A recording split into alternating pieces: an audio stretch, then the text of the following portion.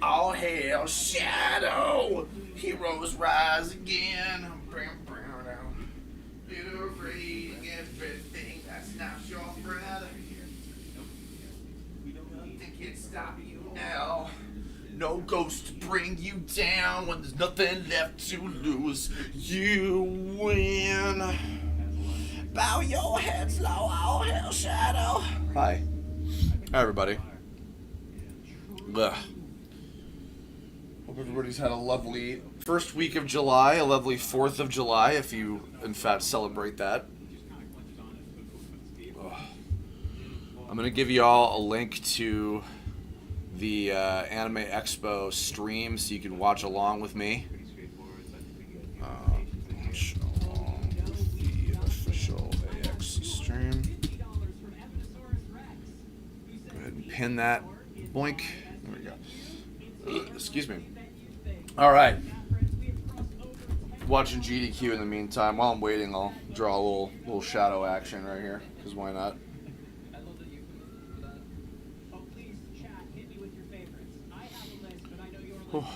Shadow the Hedgehog time, baby!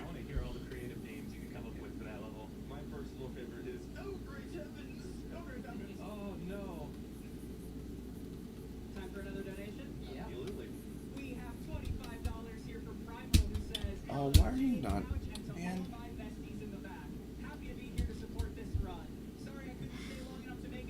Why my fucking Toon Boom does this sometimes. Or sometimes it just won't let me, like, grab the fucking scrolling, whatever the fuck this tool is, the hand tool. And it's like, nope, you can't do that by pressing the space bar. Anything I'm looking forward to in the new game? I want Mephiles. That's what I want in my life, is I want Mephiles in Sonic and Shadow Generations.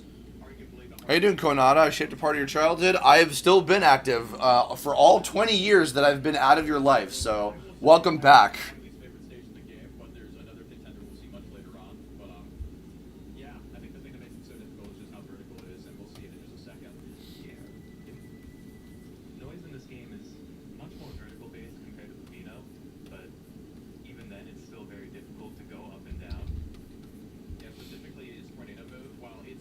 Yeah, I wonder how many people fucking rediscovered me from the little Sonic Shadow thing that I did a couple weeks ago. Happy International Kiss Day. Mwah. No offense, but you hate the Godzilla anime trilogy, Johnny Gallagher? Well, offense taken. I hope you still think that I did a good job on the voice acting, at least. I personally like them. Yeah, I think the Ascent's probably the one thing people talk about at this stage, but the climb back up, it's not nearly as bad. It's just, there's so much you have to worry about going down. You just gotta get through this initial push of the first half of this level. Yeah, and Noise is just really enjoying wearing his Beyblade cosplay. Of course. We love his tornado. Very useful for this level. It is, in fact, Shudo the Hoghedge. We got 10 minutes left until, supposedly, the panel's going to start.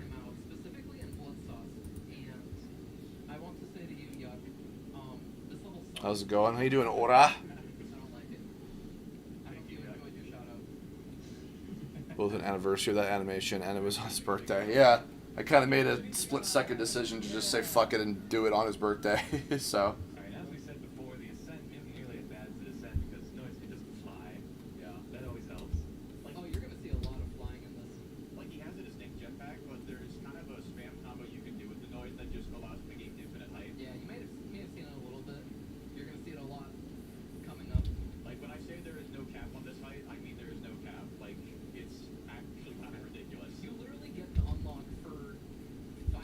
Oops. Oh, I should probably not have these on the same layer, kids.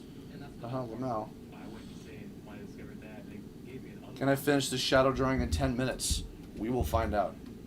You got time for some more donations? Oh, absolutely. And creativity is the name of the game here. I've got $25 from Kurban who says, let's go for the Oh Shuckaroonies run. I also have In the same way I know Sinful. here from Avery who If I could voice any Ninja Turtle, who would be? I'd love to be Leonardo someday. It's true. I think they He's are always been my always favorite. saying that. Absolutely.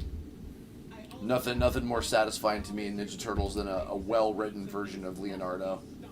His disrespect of small businesses is indicative of his abuse of the late-stage capitalism that business owners like Pepino are victim to. Toppings rise up. True. So true. So one of my favorite details with just the noise being a playable character is just the elevator transitions. Normally you're actually in an elevator, but We got one of my friends and he just doesn't get one. beloved colleague, Stephanie Shea, is apparently going to be the new voice of Maria Robotnik in the upcoming short animation that they might be showcasing some of, as well as presumably in the game itself, which is great. So she will inherently become the new best voice of that character that we've probably ever had. So. Hit us if we aren't careful about the cycles. We can also disable the thunderclouds by killing those enemies, which we do right there. Boomers Unite. On the way back. Animating. I'll probably be working on some animation stuff after the stream is over, but just drawing shadows for the fun of it, you know. Very helpful. Absolutely. We're also coming up on the first major skip in the run called Hot Dog Skip or Hot Wing Skip. Hot Wing Skip. Hot Wing Skip. No, it's not dog skip. It's Hot Dog Skip now. Yeah, it's hot. Yeah, hot dog skip saves like 15 to 20 seconds, and with the noise specifically, it kind of looks funny. Yeah, it looks really funny. It's pretty hard in Filipino, but for noise, it's just bread and It butter. flies. You just go up. In his hot dog era. There it is. It's very silly looking. That just skips an entire section with the hot wing transformation. I need to ask, why is noise even doing this? That's a good Like, question. Filipino's trying to save his restaurant, but I have no earthly idea. I think he just wants to kill Pizza Face. It seems kind of reasonable for noise logic. Honestly, kind of base deviated. He just has a bloodlust, I suppose. Yeah, look at that man that can transform into a rocket. I don't So glad they cast Keanu as Shadow. part in his brain. I pretty much know what to expect with that, but I feel like it'll probably work fine if I had to assume what it'll sound like. It's right here. Pizza time! Yeah. I love these cows, by the way. They just stare at you. Yeah, I guess a minor fun fact for those people that never really saw anything early on, but during like some of the beta branches in this game, the cows used to look a lot more realistic, and I wish I could obviously pull something up, but shout out to Gray. Shout out to Gray. Great. While we marvel at the cows, can I drop a very special donation? Absolutely. We have $5,000 from Fangamer. GDQ has raised $1.5 million already, which is pretty crazy. Fangamer here. We want to remind you that you have Actually, no, it's not even that crazy. Pretty par for the course, because those people work so freaking hard and do such amazing stuff. an awesome new lineup of exclusive official merch and 100% of the profits from sales. If I made a Nintendo based on the Switch and the 3DS, would it be called Nintendo Switch? No, the next one I wanted to do was Nintendo Dolphin, which was an anagram for disgusting, offensive little parodies helmed in Newgrounds. That was going to be the full title, but never came to pass, unfortunately. Ah well. You're gonna want to see that. It's a really good level. Here's a funny level. The reason that the O nonsense is an actual like incentive is because normally we skip it in the any percent route because it's actually the longest level. So there's that. Yeah, it's just not fast. But like it's fun. It's a very silly stage. Very quick. I personally love the stage. Funny, Skip it. poopy. Funny poopy. Shout outs to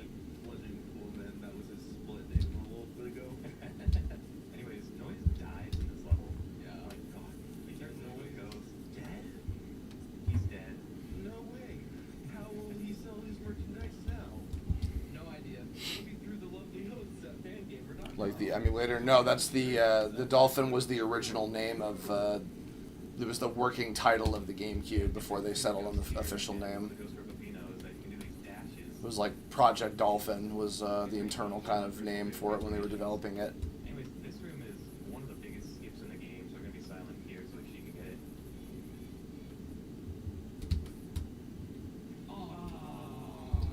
Yeah, feel free to explain what that skip was. Alright, so usually you're supposed to try and smuggle. All right, 3 minutes away. Let me switch over to AX stream real quick. Hold up.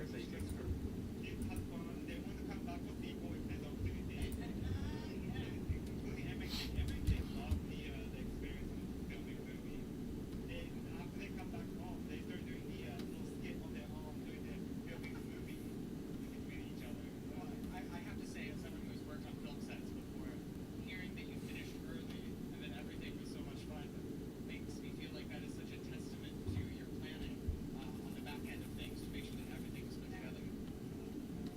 And, it was really, fun to watch the movie, complete the movie with the whole family, seeing the whole pieces coming together, seeing my kids growing up, seeing the film, and it was a really fun experience watching on screen. That's so wonderful. Well, thank you so much for joining us here today, Sean. We're very excited to see the movie.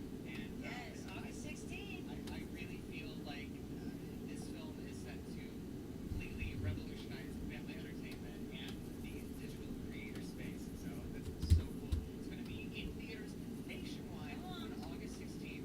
Check it out.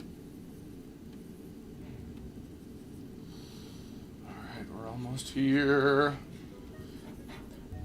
Any other level predictions? I know we got the Ark. I know we got what's it called? Kingdom Valley. We got Bullet Station from Heroes. What's a good Shadow the Hedgehog stage that you would want to see?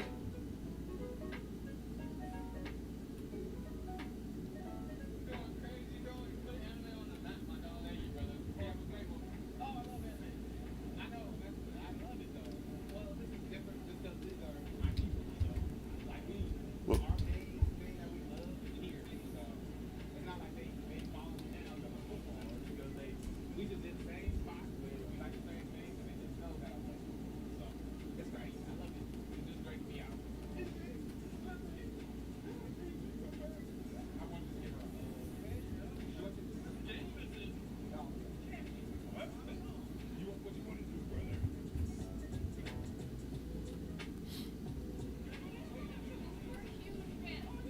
You're like my favorite player. That's not on my team. Where's the hammer at? Where's the hammer? Oh, okay. Put that on. Come on. Oh, yeah. Yeah, you gotta put it on. See you later, Coco. Appreciate you so much, man. You guys look great. Give me a hug, man. I hope you know you got the right. This is my people. Mystic Mansion or Hang Castle. Can't include Westopolis or Radical. Can't not include Westopolis or Radical Highway. There seems to be maybe something resembling something like that. The city stage you sort of get warped to during the Space Colony Arc thing. Ora Productions. Yeah, I like the original Hunter x Hunter anime. I think it's really cute. I rather enjoy it. Refresh this to make sure it's going.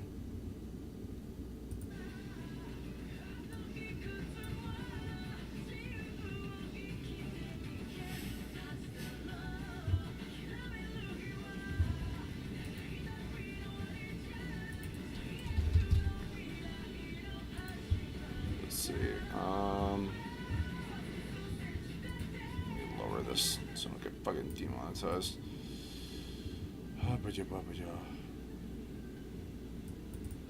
My boy Zena Robinson is going to be hosting this panel, actually, which I'm very excited about. He's a huge Sonic fan, so that's a big win. There he is, speaking of the devil. All right. Welcome! Hi! Welcome to a new era of Shadow the Hedgehog! The new era of Shadow, shedding light on the ultimate lifeform panel at Anime Expo!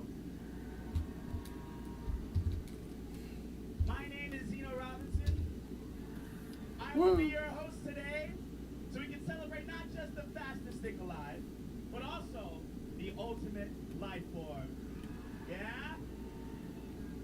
That's right. Today we'll be talking about everyone's favorite anti-hero hedgehog, Shadow the Hedgehog!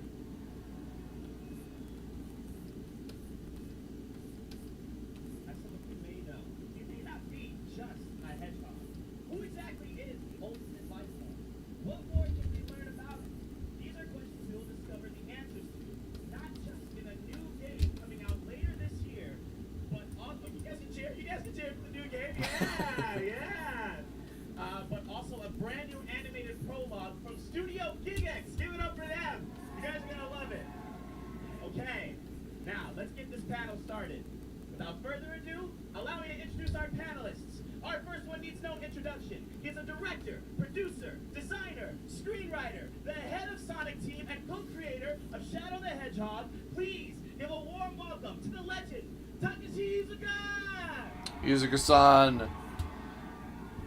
I would love to learn new actual things about this. Please, I'm begging you. No less is legendary. Please welcome the voice of the Black Blur, the ultimate life form, Kirk Thornton! Good old Kirk. Hell yeah.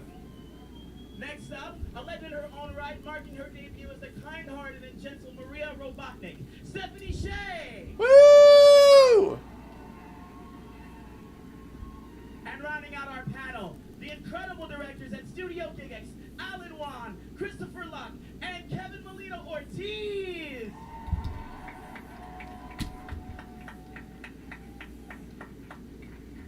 Okay, everybody, I'm just gonna wait for you guys to sit down, get comfy.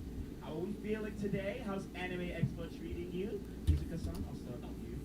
I'm happy to be here, so thank you for coming. So I'm glad to talk about Shadow today. Ah, yes. Kirk. What's up? Yeah! Okay, guess it's me. I haven't been to an AX for like 5 years, but like the thing that was gonna bring me back was this. Yeah! Yeah, we don't go to AX if we don't have to, everybody. It's the great lie of anime. No, Sonic X Shadow Generation. There you go. Yeah! Full house, let's see. Showing up. Woo! I'm very nervous, alright. Give him a warm welcome, make him feel welcome.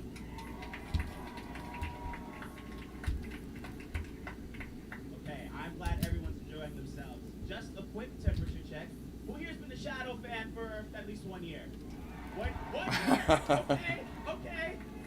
How about 5 years? Okay. 10 years? Wow! 20 years! Wow! Look at that! Okay, it's clear there are some Shadow fans here. But there might be newer people. I didn't see everybody's hand. So, let's maybe walk through Shadow's history for a bit, yeah? Okay, Shadow the Hedgehog, also known as the Ultimate Life Form, was first introduced in Sonic Adventure 2 in 2001 and served as a rival to Sonic. Sonic Adventure 2? Yeah? Sonic Yeah. Adventure 2 fans? Yes, indeed. Remake it someday, Personal please. favorite? It needs it. His next appearances were Sonic Heroes and Sonic Battle in 2004. Sonic Battle? We have Sonic Battle fans here. Yeah! Oh, Zeno. You're a delight. Standalone game in 2005. Shadow the Hedgehog. Wow! Look at that! Outside of just the games, he made several appearances in various forms of Sonic media, including the IDW comics. We have some comics readers in the house. The animated series Sonic X. Sonic X. Don't cheer for that. Don't cheer for that. Come on, guys. Have some Sonic self-respect. Boom, and more recently, Sonic Prime. Yeah, cheer for that. That's what I'm fucking talking about. And he will be making his live-action debut this year. Yeah. He's been a fan favorite for many years and has been rival, dark hero, and occasional Shadow allied to Sonic and his friends. This year, being the year of Shadow, we'll be seeing more of his story in Sonic X Shadow Generations. You guys, we're all here to learn more about Shadow today, right? Right? There's some things you might not know. And who better to enlighten us about the ultimate life form than his father himself, Takashi Izuka. Everyone give it up for Izuka-san, please. Please tell us something new, Daddy Izuka. We just went Oh, through I'm begging you. the history of Shadow's appearances in media. Now, what were his origins? What led to his creation? I think people know. はい、シャドウが誕生したのは1999年に開発がスタートしたソニックアドベンチャー2だったんですけども、その時にはソニックに匹敵するライバルを作ろうということで、最初は考えていたんですけども、開発チーム、私も一緒なんですけども、アメリカに渡米して、でアメリカでソニックアドベンチャー2を作ったんですけども、その時にスポーンとかダークヒーローがすごいアメリカで人気だったんですよね。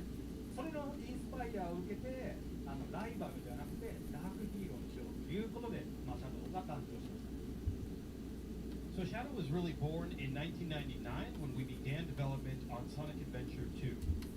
In the beginning, we kind of thought, oh, we want a rival character, something to really contrast Sonic. So we need a rival character in this game. But at that time, all of the team flew over to America, and we started living and working in America. And when we got there, we realized dark heroes like Spawn, were really popular in America, and that really inspired us to make Shadow a different kind of character. And that's when we thought, we don't want him to be a rival of Sonic, we want him to be a dark hero. And that's really where Shadow was born from an idea. Wow. Spawn inspired Shadow. You heard it here first, folks. I think it's really cool to have characters like Spawn, who's like a character like we I guess Wes are familiar with, be the inspiration for someone like Shadow. I added in my notes that I was under this impression that he was also inspired by Vegeta from the Dragon Ball franchise. But wait, but Izuka-san told me that's not true. That's a lie. That is a lie. There's no way. I just wanted to clear that up because I thought that too. But it's super cool that like it's not though. What were some of your inspirations about designing Shadow's his design and his personality? はい、ここにパネル今表示されてますけども、ソニックのダーク版ということで、最初はいろいろなバリエーションのデザインを考えたんですけども、これを当時サンフランシスコでフォーカステスト、一般の人たちのフォーカステストを行って、でその中で皆さんの一般の人たちの意見も聞きながら最終的なデザインを仕上げていったんですけども、その時に今中央の下にいる片目の切れたこれを我々の開発チームがヘリオスとしてシャドウの次の候補だったデザインです。So in the beginning, we had a lot of ideas in putting into, a dark Sonic character. That would be the Shadow design. And what you're seeing here are a lot of these sketches that we had that we wanted to bring to a focus test in San Francisco to see what the average person would think about all these different designs. And I believe in the middle there's a character with like a damaged eye. That was the design of the character that the development team were calling Terios back in the day. Ah, that's right. 最終的には皆さんの知ってる黒と赤のデザインになるわけですけども、この黒と赤のデザインっていうのは実は日本の歌舞伎からインスパイアされたデザインです。 So we did also want to choose kind of black and red as the theme colors for the character, and it was really inspired by the kabuki style of face paint. Oh, that's right. It was Kabuki style. They've talked about that, yeah. 先ほどお話したこのテリオスっていうキャラクターなんですけども、 I don't know if you've ever seen this concept art of Terios before. It's pretty cool, though. このテリオスっていうのをこの10月に発売されるソニック X シャドウジェネレーションズのデラクセーションのスキンとして実装することを決定しましたので、このゲームでしか遊べないキャラクターということはぜひ皆さんご期待ください。 So we do have the design for the Terios character, which was a concept design for the character that didn't make it all the way through. We ultimately went with the shadow design that everyone knows and loves. But coming out this fall, this October, in Sonic X Shadow Generations, we are also offering a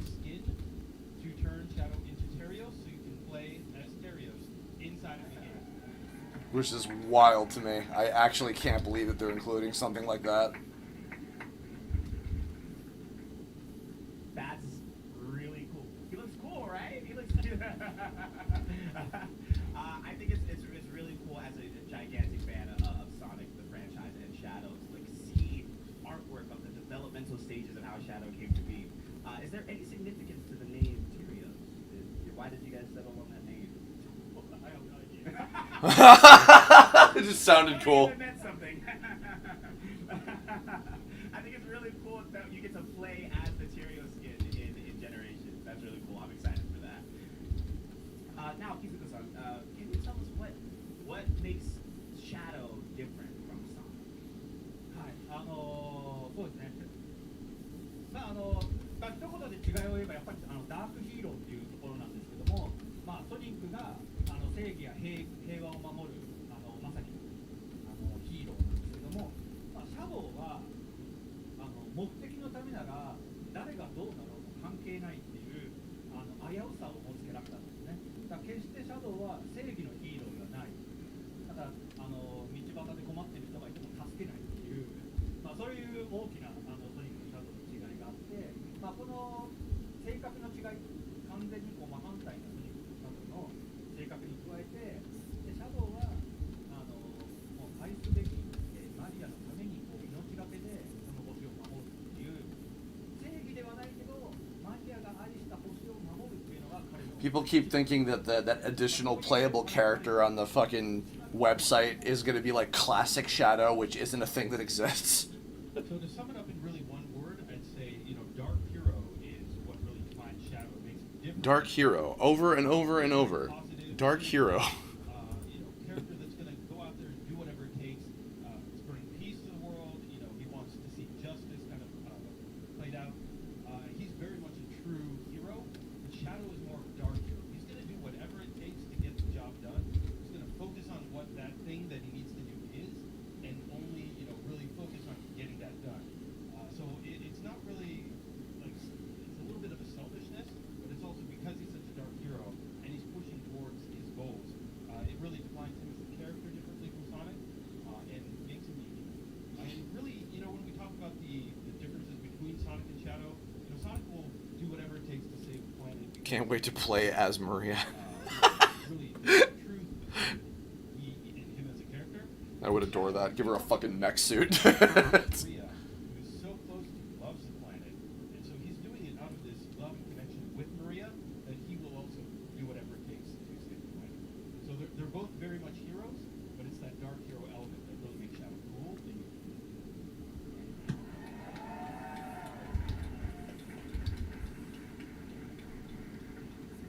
Yeah, I think the best kind of anti-hero is somebody who has something important that they fight for, because it really gives them a lot of layers. And Shadow's relationship with Maria is a really, really cool, integral, central driving force for Shadow. Having that being told that he's the son himself is super cool. So I think I can speak for many of us when I say we've all been waiting for years for new pieces of Shadow's past and his backstory. So why are we telling his story now in Sonic X Shadow Generations? はい、皆さんもご承知の通りですね、今年の12月にいよいよシャドウが出演する映画が公開されます。で、この映画のタイミングでより世界中の人々にシャドウの魅力を知ってもらおうということで、今回ソニック X シャドウジェネレーションズを発売することに。I'm gonna guess because the movie is happening.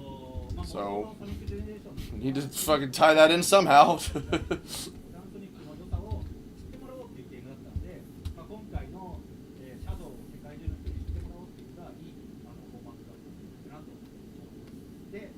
シャドウといえばやっぱり悲しいバックグラウンドのあるストーリーなので、今回のこのゲームでもストーリーがかなり力を入れてますので期待ください。So as you know, this December we will see Shadow featured in movie 3. It should be a really great movie. And in order to really introduce everyone to Shadow before we get to the movie, we wanted to release something that could really do that, would be a good vehicle for that. And that's where we thought of Sonic X Shadow Generations. Originally, Sonic Generations was a game that was meant to introduce everyone to Sonic the Hedgehog. So it had classic Sonic. People who live under a rock that have never heard of Sonic the Hedgehog? Moments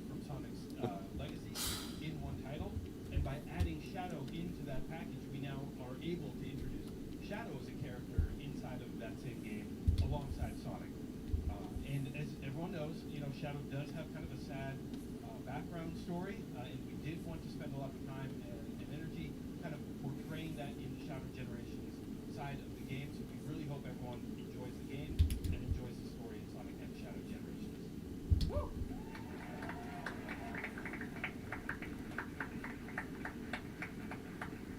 Wow. Well, I'm really excited. Thank you so much, Yuzuka-san, for your incredible insight into Shadow. I've been a huge fan of Sonic for many years, and it's been one of the greatest honors of my life to be able to sit here and speak with you directly about Shadow the Hedgehog and Sonic. I also think it's the perfect time to show the world Shadow's charm and story, and who better to help us do that than our voice actor? Oh, hell yeah. Kirk, say words, please. If there's one thing we know about Shadow, it's that his past follows him everywhere he goes.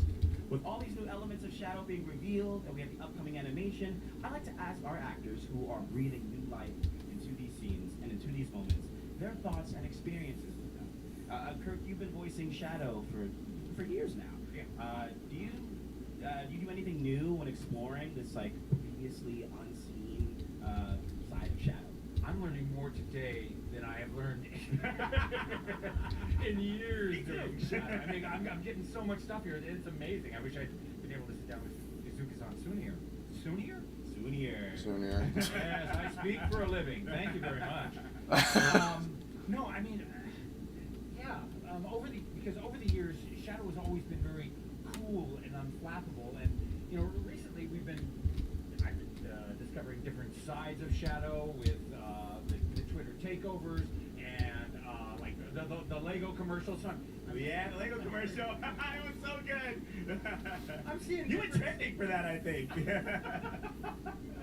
I'm seeing different sides of Shadow, but as far as the game goes, the cool, unflappable side, there's always been something underneath it, and finally we're starting to pull out all those things and figure out what is driving that cool, what's driving that unflappable, what's brewing under the surface.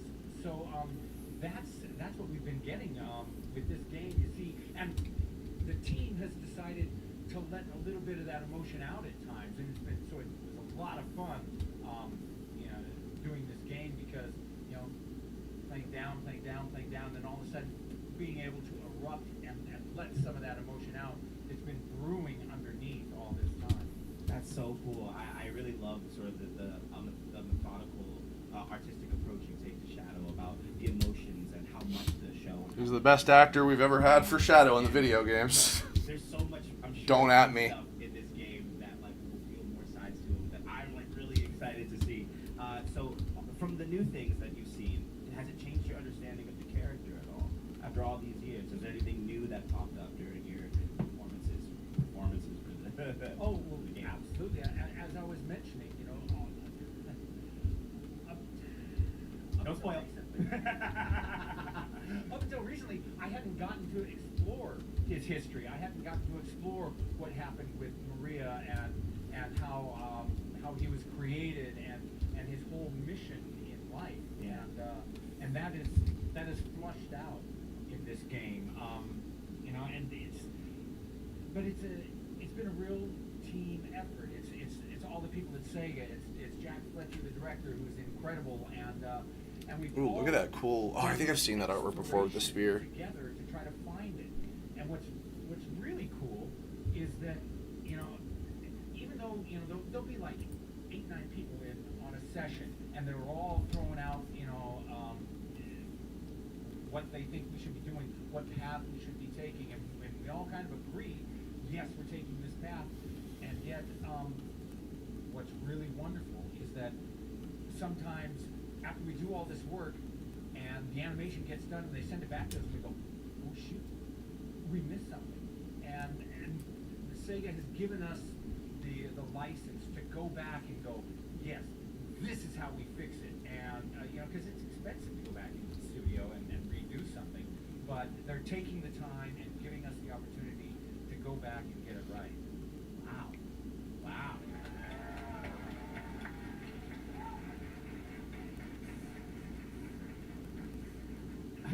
You know, as big of a fan as I've been of this franchise for so many years, this might be like my first time sort of hearing a about like how a typical session would go, or like the creative process from like animation to voice to screen and corrections. It's really like fascinating, and it's really cool to hear like how particular and how specific and how careful and precious we are about this franchise and the characters and all the love and work that goes into it. And it's really clear, like when you see it on the screen, it's so clear. So it's super cool how much time and attention goes into Shadow. And like, you know, it's cool that the events of this game, I'm sure, alter how like you play Shadow, and probably have altered how you're going to play Shadow, like moving forward, right? So that's super awesome. But I want to take this over to Stephanie. Stephanie. She's probably so nervous. Like, don't kill me, please. Stephanie, Maria is so integral and so important to Shadow's story. She's such a beloved character. Oh, look at her. Oh, that's cute. That's a great design. No, don't say she looks like Aaron. Because we know it. How did you step into her character? How did you find her voice? I really thankfully had, you know, our voice director Jack Fletcher and then Tyler Sonic. There was a lot of faces on a Zoom call when we were recording, and they had so much insight, and they helped guide me in terms of like performance. And I think for me, I was like mostly focusing on things like her age and then also her like illness, right? Because the illness can be like a real trap, because she has these excited emotions and these concerned emotions, or you know, not giving my story, there's certain things that happen, but like you're not always like, I'm weak and sick, you know, like you have to kind of like gauge when that comes through and when it's not appropriate, when the emotion is so big that it kind of like overrides whatever like physical weakness she might be feeling. And like Kurt said, we actually, which doesn't happen a lot, I don't know if you guys know this, like when we record other video games, it really doesn't happen a lot. You go in there and you do your lines and you're like, bye, and then that's it, and then like months later it comes out. And like they brought us back and we redid the scene like sometimes 3 times, you know, or more, because they would tweak things, you know. That makes me very happy to know that. Kind of like physical element to the action, but other times it was like to keep the character, things like that. So I really relied on them, and they were really great. In terms of her sweetness, you know, like that was easy for me. You do play a lot of like very sweet characters. Like I don't know if you could tell this, but like I believe what's really funny. I have a really good friend. She's complete opposite of me, and we're best friends. She's like, all humans are bad. You know, of course this person was So bad. Shadow? Yeah. And I'm like, no, everyone has the capacity for change. I believe there's goodness in people. Can you hear it? Here's the thing, I really do believe that. So even like when the world is going crazy and you're seeing horrible videos of people, and I'm really like, everyone, like I really. Oh, she is Maria. So it sounds like you were perfect. You were like you're a perfect choice for the role.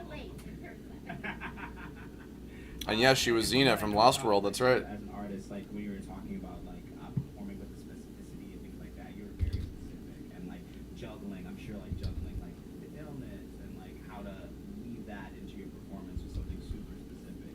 And so I really am like in awe of like how you can do that. You know, I'm sure it'll like give her a lot of really cool like nuance, which I'm looking forward to seeing. Was there any like challenges about balancing those emotions, physicality, like in the performances?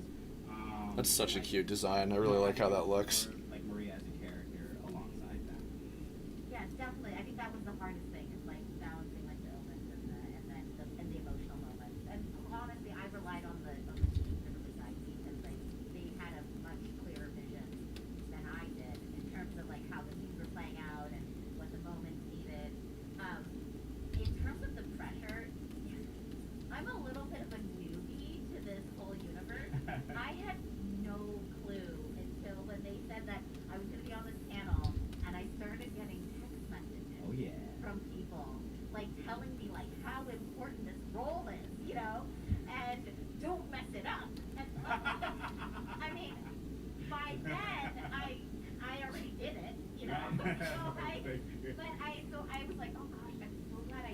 I was one of those people. Texted her. Not to say don't screw it up, because I knew she'd do a great job. I was just like, I'm so excited for you. Listen to the direction, and you know, without having to be like, oh no, don't mess it up, don't mess it up. I mean, it's something we as actors always feel whenever we do anything. It's always like, I hope I don't ruin this. I know a lot of people like this thing, you know. I'm sure you killed it. I'm sure you did amazing. Wow, I should have said that when it came to Maria, right? Okay. You killed it, Lamau. Each of your perspectives, how would you guys describe the relationship between Shadow and Maria? Oh, I love that artwork.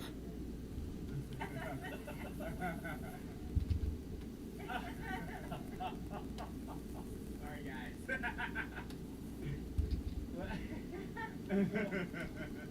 to speak in actors' terms, Maria is my super objective.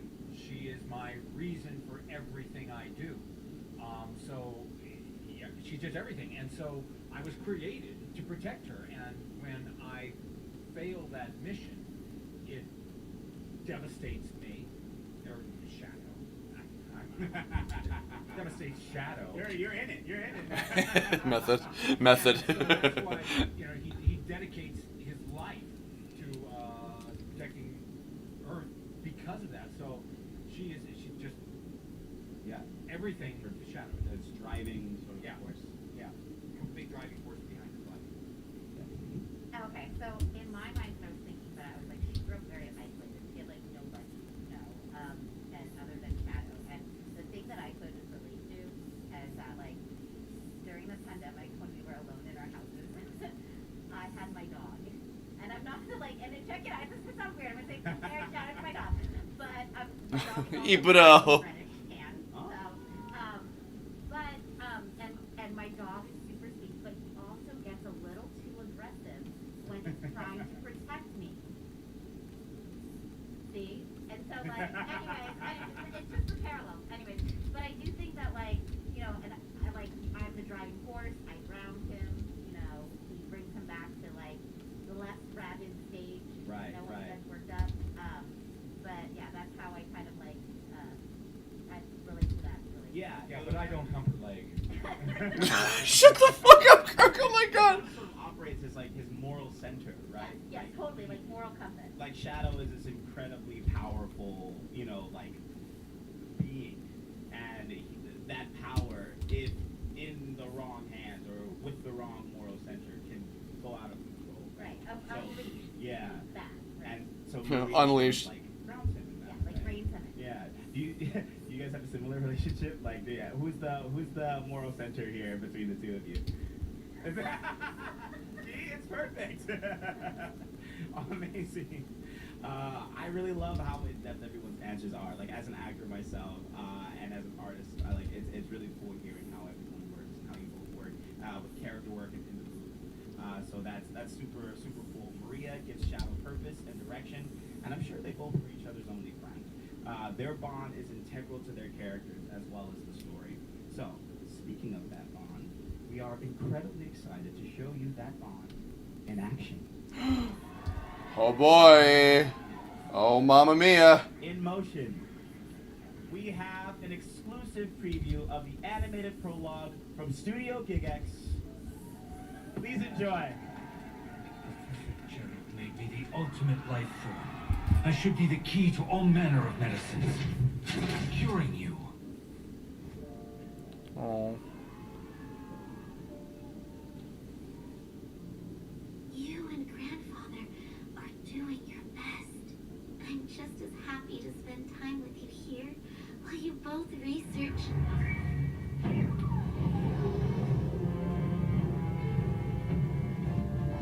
Oh, it's CG. Interesting. Oh, what? Huh? Excuse me? That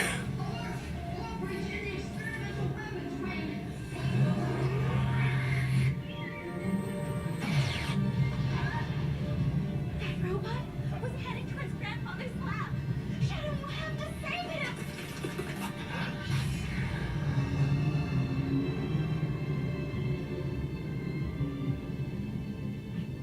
I'll handle this. Just wait here. I didn't expect it to be like a CG type of thing like this. Interesting. Okay.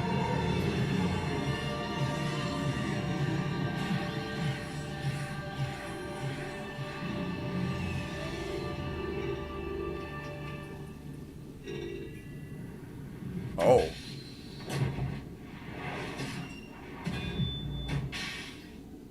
Wow. Okay, well, I guess Emerald's probably going to be that additional character.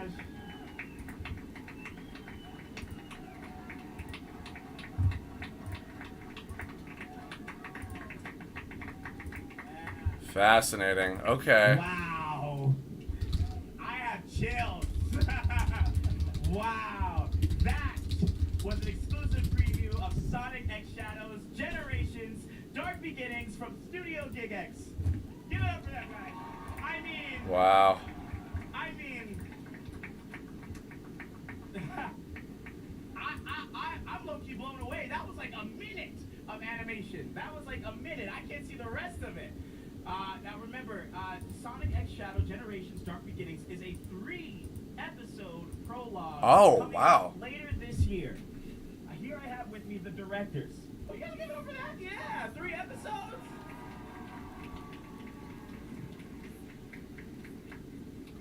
Here I have with me the directors, Alan Wan, Christopher Luck, Kevin Molino Ortiz. You guys, that was crazy. That was cinematic. Thank you so much. Like, the music, the compositing, the everything. It was amazing. There's so much to unpack, so let's get started. Alan, what do you think makes these animated episodes different from the animations we've seen from Sonic so far? So, when Sega's looking to create these animated shorts to 3-episode thing. Wild. For Sonic X Shadow Generation. You missed P. Executive producer Yukio Kusumoto, he specifically asked for something that's unique and a little bit different, departure of the past iterations. And so Sega had a kind of envisioned something that's a bit edgier, something that's a cross between anime and Western animation. And the 3 of us here all worked on Rise of the TMNT. Oh, nice. Excellent show. And so we felt very confident that we can do this because we're dying to make some real anime. Yeah! So when we... you gotta... Let them cook. Yeah. But anyways, so we received this really great script written by Ian Flynn. Yeah, excellent. Oh, yeah, that is a deserved cheer, 100%. And This we artwork were looks thrilled sick. to have the opportunity to explore a bit more of a darker, more intimate story about Shadow's past. So yeah, we were super excited about this, but we were only the pre-production side of the puzzle. We also have a partnering studio named Studio Simich that does the production work for us, led by Matthew Chow. And you know, the stuff that you just saw, like, we were able to have a vision, but to execute it, it requires a lot of technical know-how, so we were very happy to have them to be our partners. And their production manager, Ruth Seek, is among the audience, please, over there. Yeah. You guys killed it. So much. Thank you Yeah, so give it up much. for the production managers!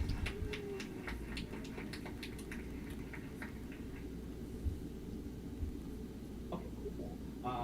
Chris, Kevin, Shadow first appeared in the video games, right? So, like, what was the approach to sort of adapting, like, the speed, the emotions, all of the abilities you see sort of in the games into animation? Like, was there anything, like, kind of challenging or that you found about that, like, surprisingly?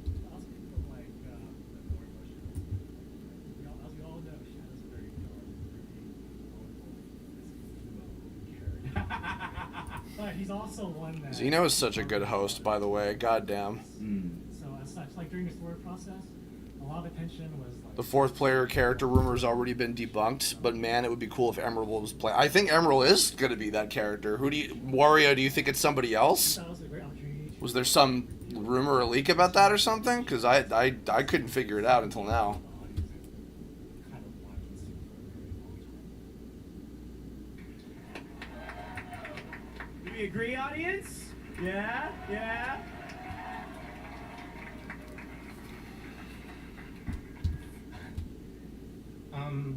Yeah, so for his like more tangible aspects of his visual persona on screen, a lot of his powers and abilities, you know, you play them in game, you see them in cutscenes, but how would they look in a cinematic representation? And so the expansion on that was essentially, our approach was to ask ourselves the question of like, you know, how is the air displaced when Shadow exits a room swiftly? What does it sound like when his boots activate? Is it automatic? Is it sensed from the friction or from the speed? Does it create heat? All of those really like intricate questions helped us structure and design a new sort of in-depth take on what you see on screen. That's super cool. Give it up for that.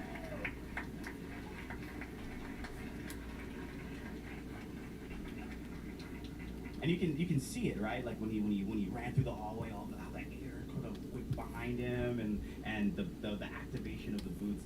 It's stuff that like the detail and the emotions you can feel it in every like frame. It was so cool. So Chris, Kevin, a lot of care clearly was placed into tone, the emotions of Shadow and Maria and their story. Was there any sort of overall messages that you and the team, all of you, wanted to convey about these characters and this story? Yeah, so like I'll speak from technical perspective, like the quiet moments and very careful placement of the camera. We definitely see it more like nuance, like lighting considered, and the facial acting was something we focused on too as well.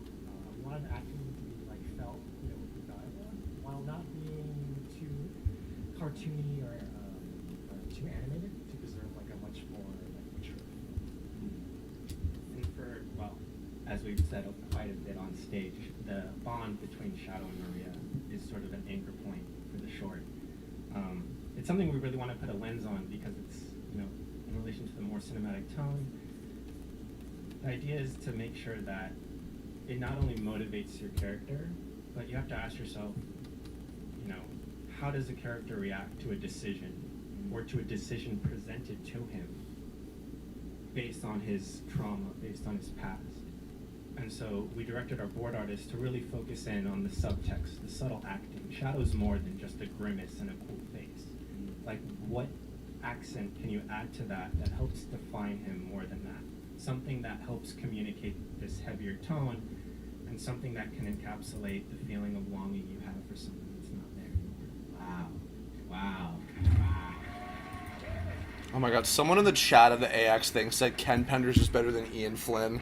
Fucking grow taste, like, dude. with all these elements Jesus. together, the direction, the animation, the acting, it sort of serves like giving multiple layers to something that like a deeper layer than maybe even like an audience may understand at first. Like my understanding of Shadow may be, oh, he's just sort of this moody, scowly, you know, individual. But then you peel back those layers into his past and how he really feels, and give him like a lot more emotion and dynamics, and it creates a very nuanced character. And so it just makes me really excited to watch the prologues. My jaw, and y'all jaw too, dropped when I saw the Gizoid, right? Like that was crazy. Like, so it's clear there's gonna be like a lot of like lore, like deep lore in these episodes.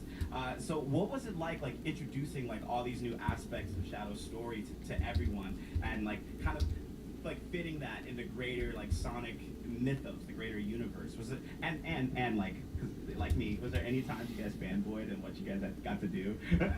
You know? Yeah, so I mean, when we first got the script, I was like, you know, there's so much lore, and then we started reading all the Wikipedias, all the fandoms, and the more we dwelled in the Shadows lore during pre-production, we actually realized like, wow, there's a lot of fascinating concept twists and turns. There's so much to explore, you know, and that actually got us quite excited because it was something different than I thought originally. So, you know, as such, naturally we took inspiration from like Evangelion and then FLC. Okay, now that's taste right there. That is taste. You know, like Evangelion specifically is like excellent with regards to visual storytelling with like still or static compositions through a lot of use of like conventional copying, like symbolic use of Kirbopher, which we felt was a really good match for this iteration. Yeah, this type of visual storytelling, the that has like that more cinematic, more sophisticated tone. You take everything you've seen from games, like everything you've seen in Shadow's sort of lore and history that's been established in the franchise, and you have to ask yourself, like, what does this look like in this more psychologically complex iteration of the character? So even if there are familiar moments, it's portrayed in such a different way that something that was familiar may feel new. I want to read that Gerald's Journal thing that's going to come with one of the physical editions too. I'm reminded. I gotta have to see that stuff. Wow.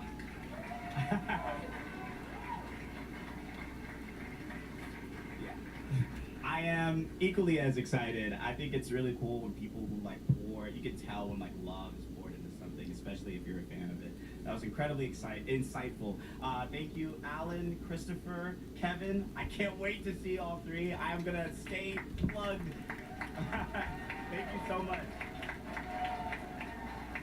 Yes. And everyone, please stay tuned. Stay tuned into Sega and their channels for more information on when the prologue episodes will be out. But to show our thanks for everyone who's in the audience today, you should already have your exclusive posters.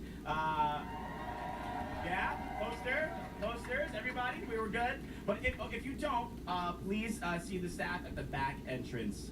If you don't have your poster, please see them on your way out before you leave to get your poster. With that, we wanted to show some love to our Sonic community and our Shadow community and answer a few community questions that were submitted earlier this spring. And they're community Q&A, so yeah. All right, will we learn anything new? Is from @Zephyr's Sword. Their question is, I don't know if it's going to come on screen, but their question is, if Sonic likes chili dogs, what does Shadow like? Coffee beans? Like straight? Yeah. Is that a canon? Surely something to rival Sonic, right? Kirk, do you agree with coffee beans, or do you have another answer? I got something else. I mean, yes, he does love coffee beans. Coffee? But you know, the chili dog's kind of it's junk food, so he is a hedgehog, so it would have to be something kind of junky, but something very particular to him. Right. I think it would be a version of a jalapeno popper. Draw it! It would be a jalapeno. What am I talking about? I'll fucking draw it.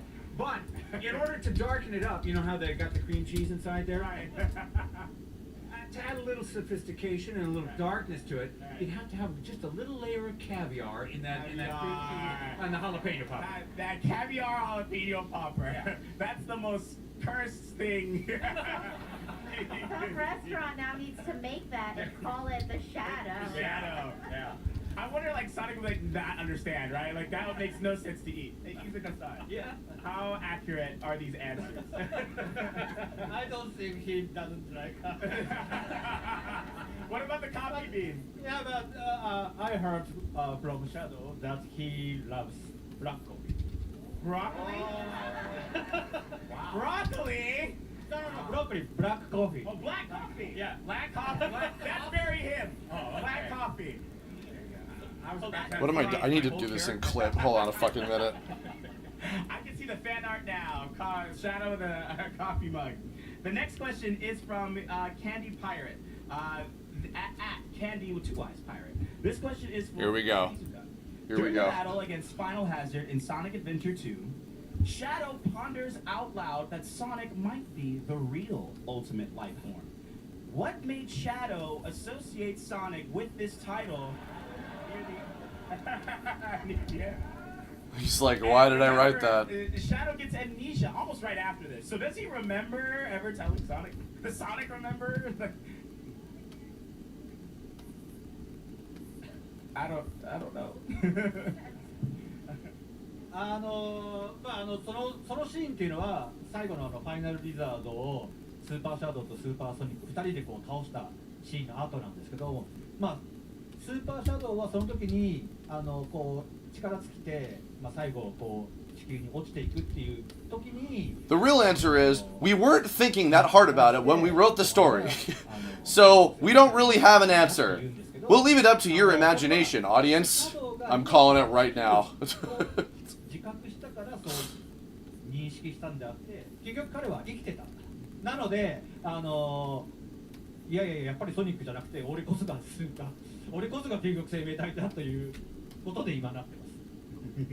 So yeah, in that scene we have Super Sonic and Super Shadow both fighting to defeat the final hazard, and you know, in that moment, Shadow is kind of out of energy. He's falling to Earth. He feels defeated, but Super Sonic is not defeated. So in that moment, he thinks maybe Sonic is the ultimate life form, but in the end, he doesn't die, and so he changes his mind and says, "No, Never mind, the it's ultimate me life again." I love that. That's actually a good answer. That makes sense. Now that's a fucking Vegeta answer right there. He wakes up like, never mind, it's actually me. Yeah, I knew it. It was me the whole time. I was just kidding. Our final question is from @pink_rose. What does Shadow like to do as a relaxing hobby? Does Shadow relax? Is Shadow capable of relaxing? Oh, I think absolutely. Yeah? He relaxes? Yeah. I'm wondering. I was like, I don't know. He doesn't seem very relaxed. Well, what would he do? I think he might do Tai Chi. Okay. Really, really fast. Really so that he starts here, and then ends there. And like, so what do you think of the routine? Right. You can't even see it. Right. I know that like Maria and Shadow, their dream was to like go to Earth, and I think that could be kind of relaxing for them, right? If that were to happen with the two of them, what do you guys think they would do? I feel like it would have to be something that like they can't do on the arc, right? Right. So like go swimming, because I don't think there's like a pool. Beach. Or yeah, like a beach vacation. I think Maria would want to like hang out with the animals. He's like, no. No. She would just like eat ice cream and binge Netflix. The ice cream, you know. Amazing. Binge Sonic Prime on Netflix. We are almost at time. Thank you so much to our panelists, Izuka-san, Kurt, Stephanie, Alan, Chris, Kevin, all of you. We love you. You have all been an excellent, excellent crowd. You guys are incredible. Thank you. Please follow the Sonic social channels. Stay up to date with Sonic X Shadow Generations. Don't forget to stop by the Sega booth in the Exhibitors Hall at booth 3720 to pick up some exclusive Shadow merch they have this weekend. There's a cool little pin. There's a couple pins. There's some posters, some shirts. If you're excited to see Shadow's story like I am, Sonic X Shadow Generations will be out October 25th, 2024. That's actually my birthday. What? No way! Aww. Right now on all platforms. The digital deluxe edition will include that very cool Tyrio skin that Izuka-san mentioned earlier. If you sign up for the Sonic X Shadow Generations newsletter, you'll receive the Sonic Jam Legacy skin. Yeah, the Sonic X Shadow Generations launches.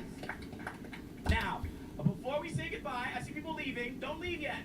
I want us to do a group chaos control. Yeah? Can we do a chaos control? I brought the Chaos Emeralds as well. Can we please? Can we please? Okay. That's so cool. Put the emerald down. Do you guys want to hold an emerald? Yeah, sure. Yeah, why not? Yeah, I'll give you the mask. Okay.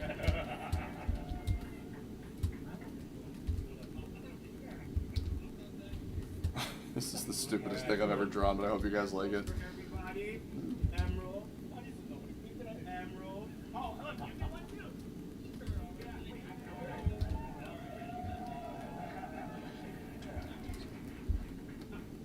Okay, and I want to take a picture. Okay. Chaos Blast. Instead, Chaos Control. Control. That's the main one. Okay. On three, we're gonna do Chaos Control. Okay. Everyone, you guys want to live a voice? I'll use your chaos. All right. Yeah. Okay. One. Wait. How do I do this holding this mic? Come on, figure it out. 1, 2.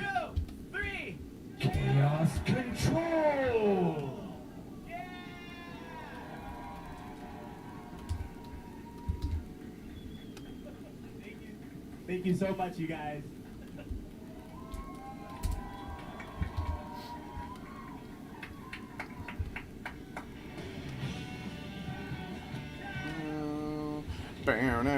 That was great! Oh my god! What a good time! Xena fucking killed that! Let me put GDQ back on for a little bit here. That was so much fun. What a great fucking panel. I have to admit, because I watched, and I hate to say this, but I watched a couple of the panels that they were showing on AX. I won't say which ones, but they were a little cringy. I was not super enjoying myself as much as I was kind of hoping, but that was stellar. All the stuff they talked about was actually like a lot, even though like I kind of figured we were gonna like learn a whole lot of new stuff, but the panel itself was a great time. That was so entertaining. And the little bit of new stuff that we did learn, just the fact that like I actually did not expect at all for them to have Sonic battle stuff represented. That was, I just didn't even think of that.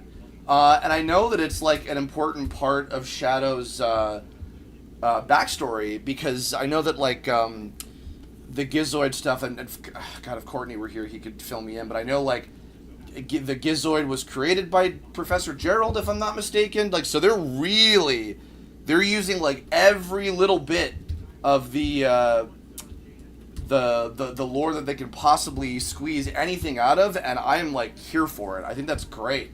Very, very, very happy about that. So yeah, I'm very happy with that. These months are going to be agonizing as I'm sweating my balls off through the summer waiting for October when all these games come out. But yeah, I think if I'm not mistaken from listening back to the I'd have to listen to it again. Actually, hold on. I wonder if it's up real quick, if I could find that. Hold on real quick. I want to see if I can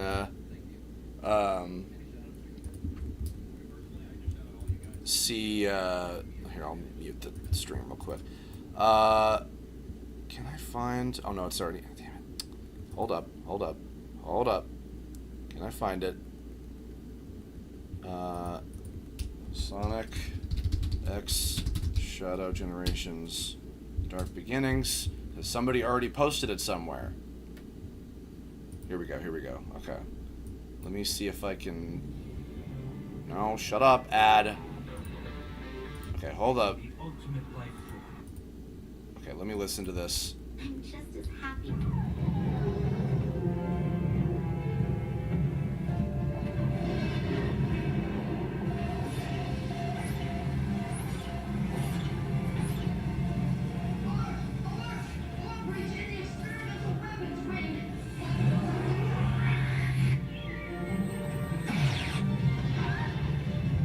I think I potentially recognized who that was. I will not say who, but that definitely, the voice of Emerald, the Gizoid, definitely sounded a tad familiar to me. But we will see if I'm correct or not when it comes out. So the fact that also it's going to be a multi-episode thing, because I actually didn't know that was the case. I was not aware of that, but that's awesome. That's even fucking better. Yeah, we shall see indeed. Let me get the Shadow the Hedgehog symbol real quick. So I can. There it is. Okay.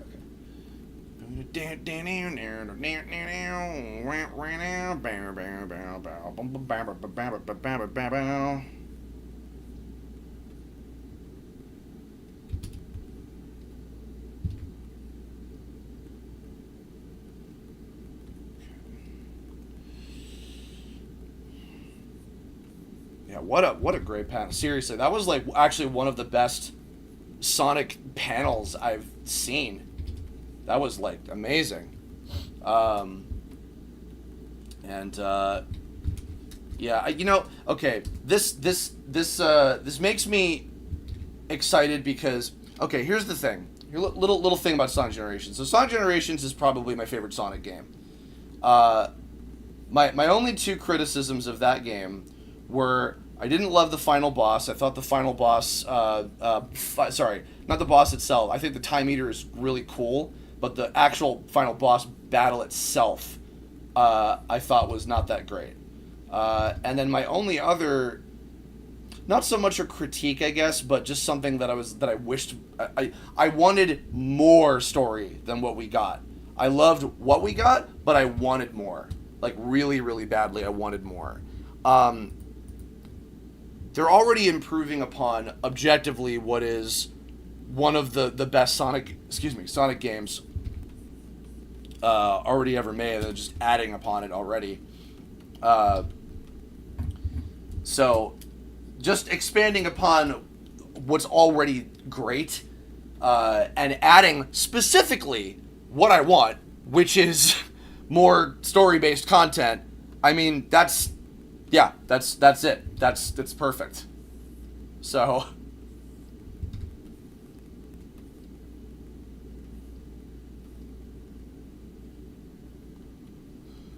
excellent.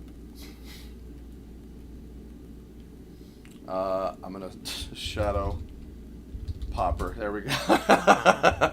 Art. I've done it. I have to text them.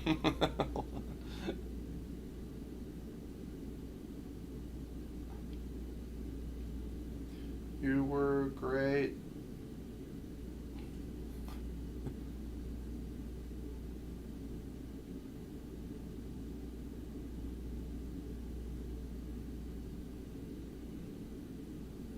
Here's Shadow with his black coffee and jalapeno popper. Let me text you now as well. Dude, you were dynamite, comma, excellent job, period. One of the best Sonic panels I've ever seen.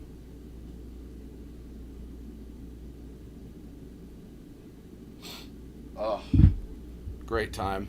Holy shit. All right, let me post this shit. Fucking Shadow.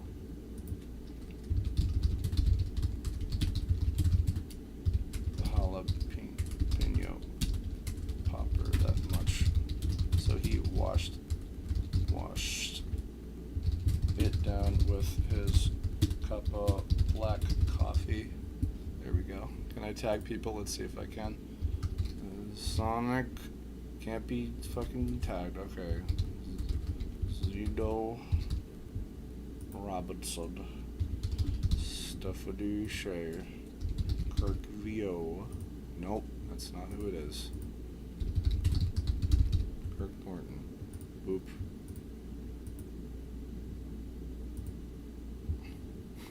Post it.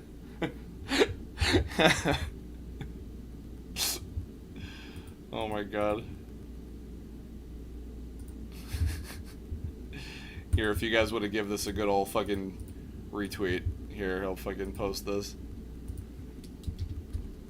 Gerald Robotnik retrieved Emerald from the warehouse. Oh, okay.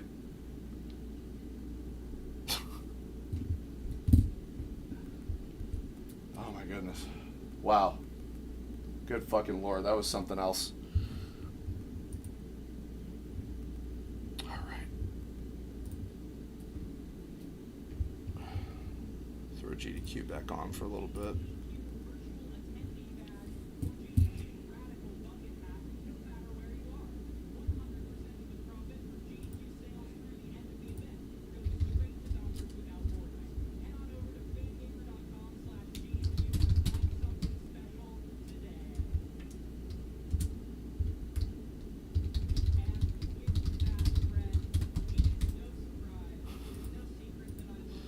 So silly. Oh my god. Oh.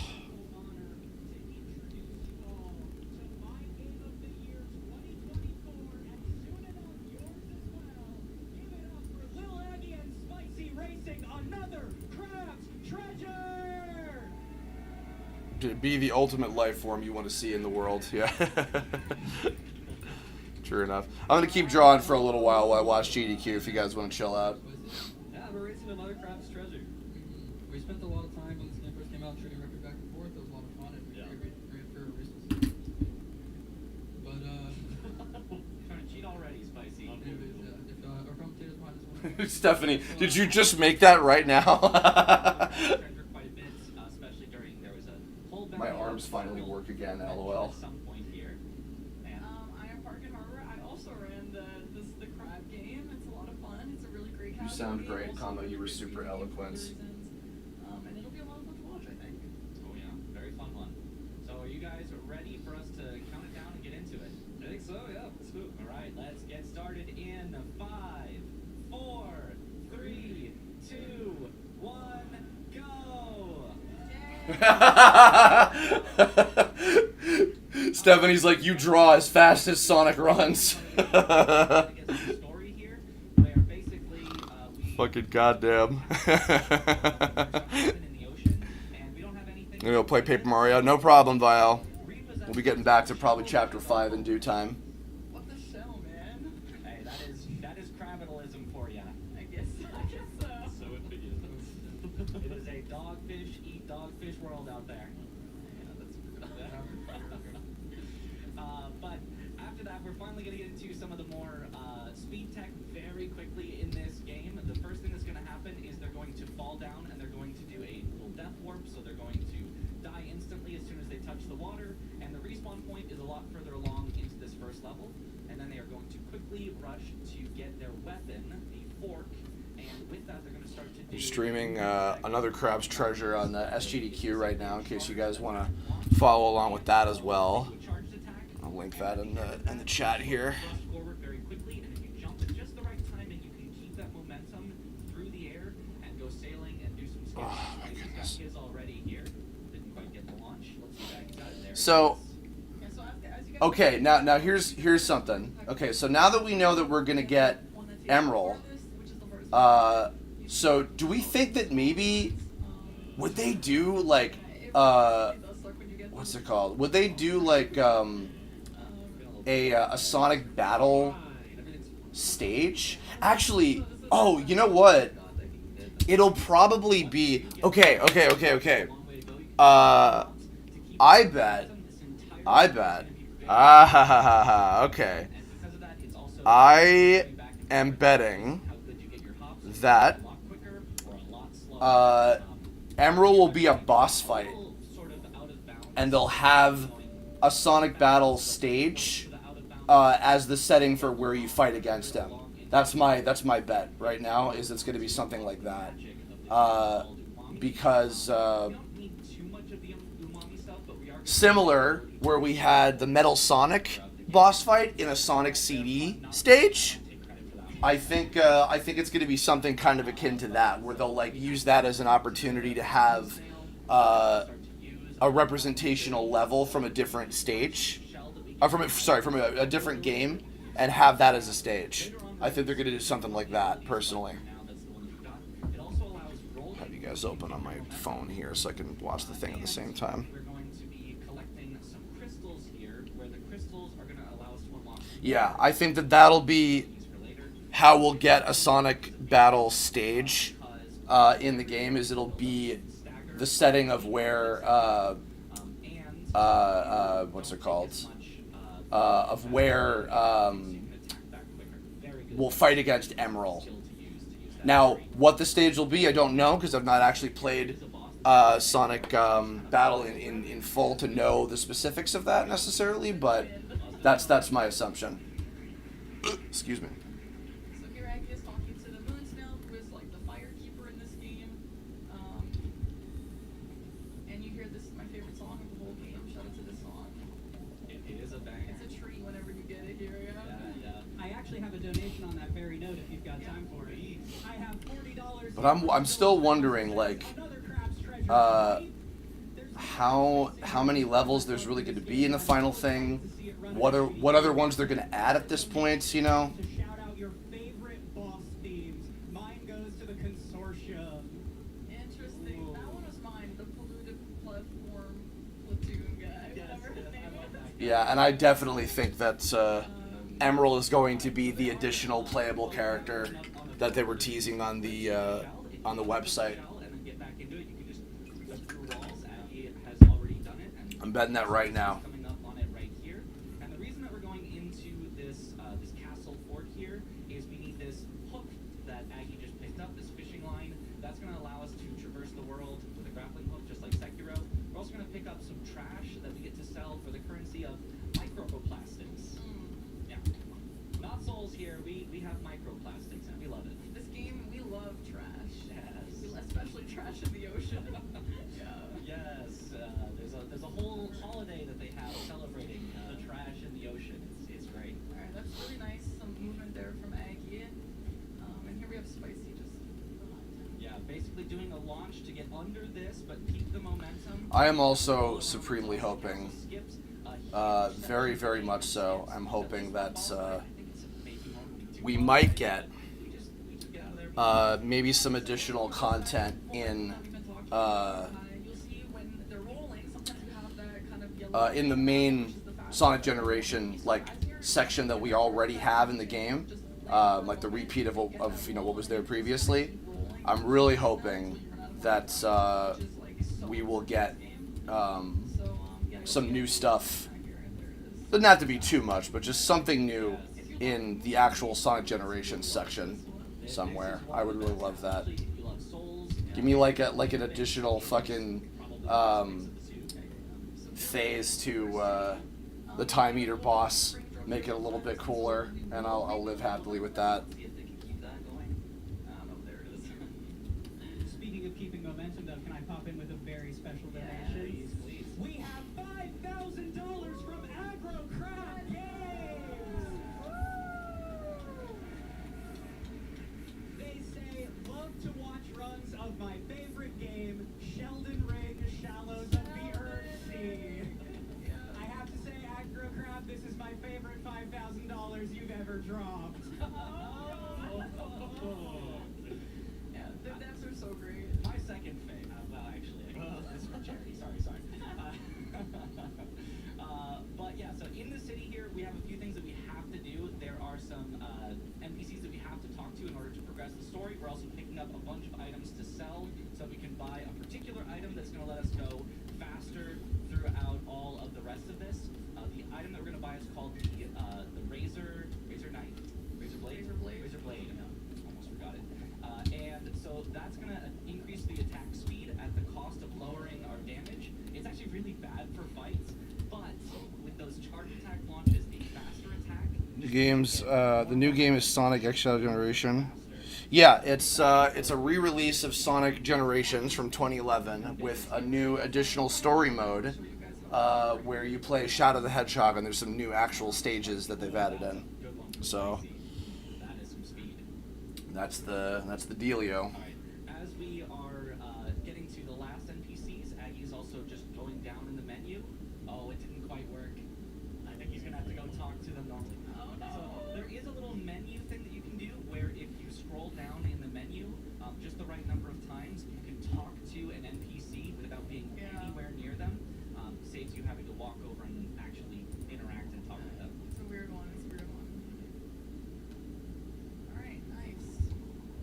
Alright, so to explain what this category is, by the way, that they're doing, the any percent restricted. So it's basically, it's any percent, it's just finishing the game, but with a couple of restrictions. There are a couple of glitches that are kind of trivialize the game and just let you literally fly through everything. So we decided these launches are so much fun to control the momentum that we decided we wanted to keep that through the run rather than just flying through everything. And yeah, it makes a super interesting run. I love all the launches in Yeah. So just so you guys know, by the way, they're pretty neck and neck right now, but there are so many ways where these speedruns can go in either favor, up to the literal very last hit of the entire speedrun. So we're really gonna be on our toes here. Yeah, they are on another sort of boss skip here for Pagaris. So if they jump off at just the right time, they will respawn up underneath Pagaris, which launches Pagaris off the edge. There we go. And Aggie as well. They both got it. Very nice. And you get a lot of microplastics for that. You also get a necessary map piece to advance the story. Yes. Aggie got a little bit of a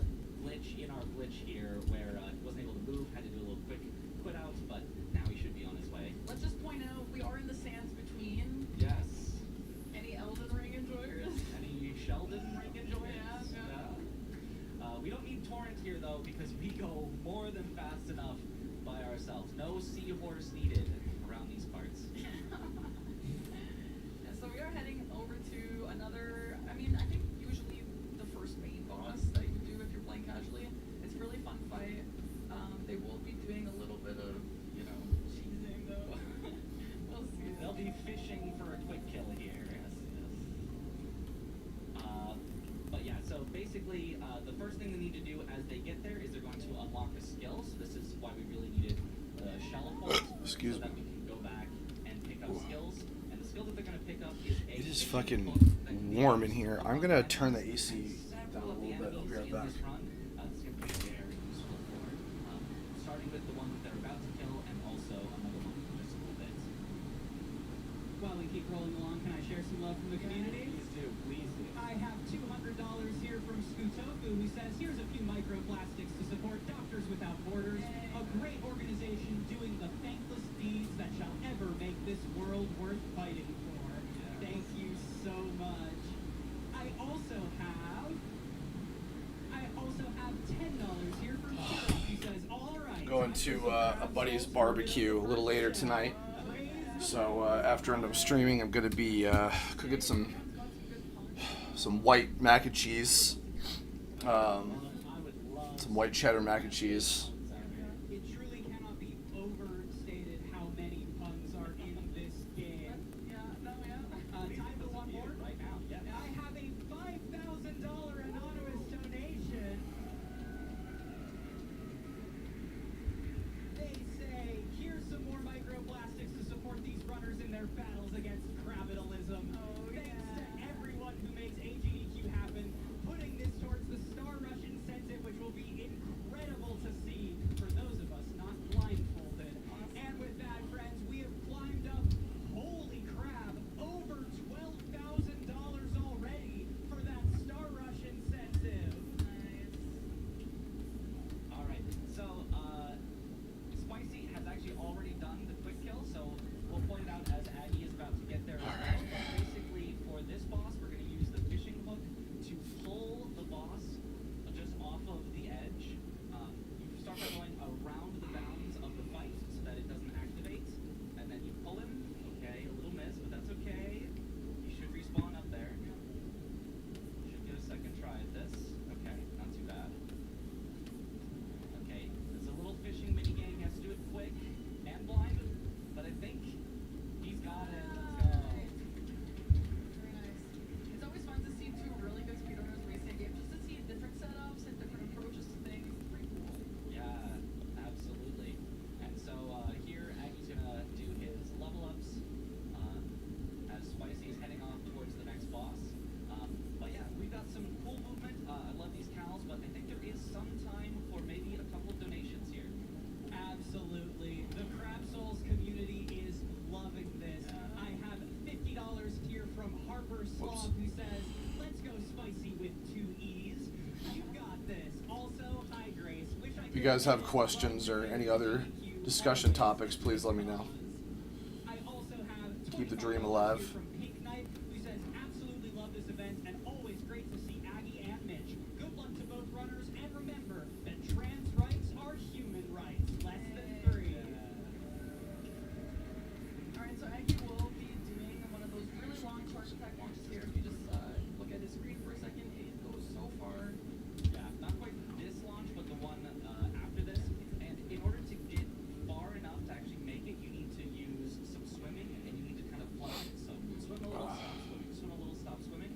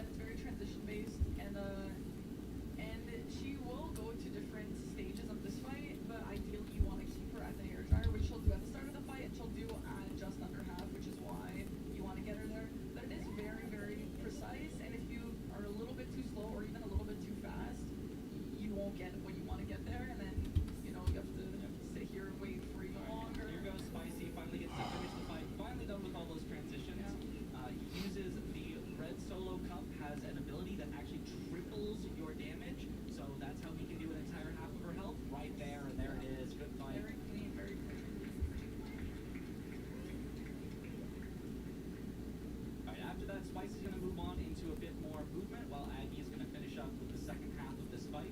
Spicy is going to be coming up on a mini-boss here that is completely optional, but if you can aggro the mini-boss and then go around a pit very cleverly with some movement, the mini-boss is just going to fall and give us the microplastics for free. That's you get to listen to like bopping music. I do love that music.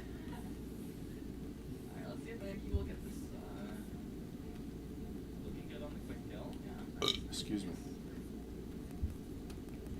One more. Beautiful. Very beautiful. Perfect fight for both of the guys. Love that.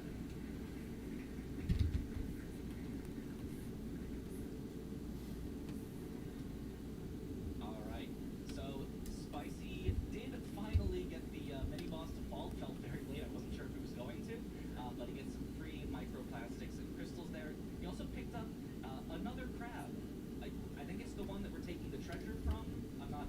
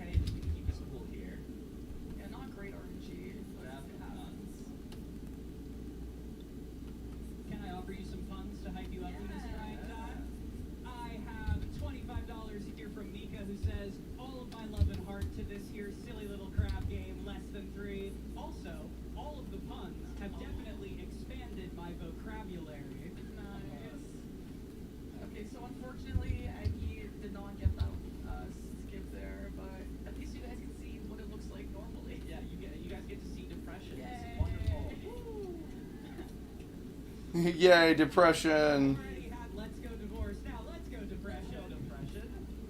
Yeah, it's definitely a bummer. For a speedrunner, you're like, oh my god. Yeah, it's so slow. He's gonna need some help to get back in this. Yeah. Oh, he'll claw his way back in, don't Oh, worry. yeah, please.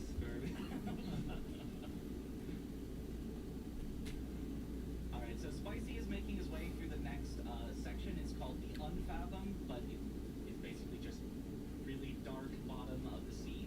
He is rolling in the deep, I guess you could say.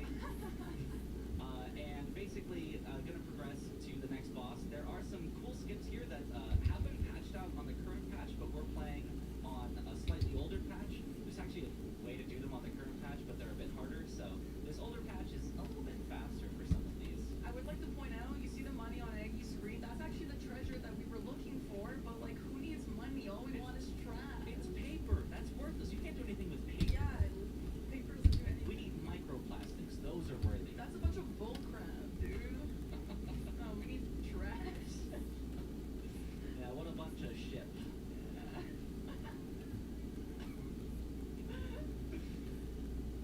Alright, so Spicy here is in another boss fight, but instead of fighting the boss, we're just going to use our shell to do another shell flip out of bounds, push ourselves out, very nice, and Just leave. we're just going to leave. Later. Goodbye. We also, by the way, this is a Bloodborne reference, we all assume, and it's very cool of the devs for that. Shout out to the devs again. Yeah, a lot of cool references in here. If you're a Souls fan, you will find a lot of things that you can recognize and enjoy. So yeah, as you guys can see, the depression skip obviously saves a lot of time, so it really is a bummer. But it's a hard skip to get. Personally, I've actually never done the depression skip successfully. It's a tough one. I've done it a few times, but definitely not very consistent. So amazing of Spicy to get it, and you know, sometimes unfortunately you're not quite that lucky. But again, there's a lot of RNG and weird stuff that happens towards the end of this run. So you know, it's not over till it's over, right, Mitch? Yeah, it is not over till the blue whale sings. That's right. All right. So Spicy here's doing a little out of bounds, where once he gets out of bounds, instead of taking a slow elevator ride down, he can actually just launch and fall very, very far, but with momentum, so he can get very far into the next level. He should end up going right to this bridge in front of him if he can control his swims just right. Looks like he's going to land a little bit before him, but that's still pretty darn good. Oh, that's actually beautiful. Yes. Keeps most of his momentum. If he can keep it all the way across this bridge, he's going to skip across the bridge as well. Let's see if he gets it. Does he have the speed? I think he's got it. Controlled swims. Made it. Very nice.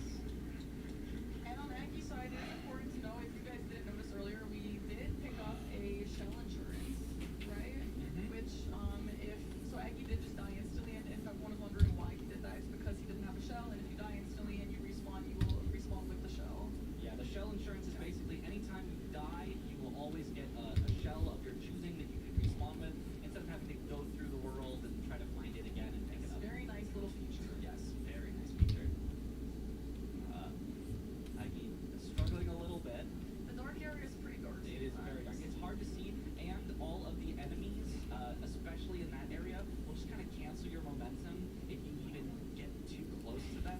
So with these launches, it's very easy to get stuck on something, and then you're fish food at that point. Yeah, sometimes there's just like weird hitboxes on things that don't even exist sometimes, so it can be a little. Oh, Spice. Ooh.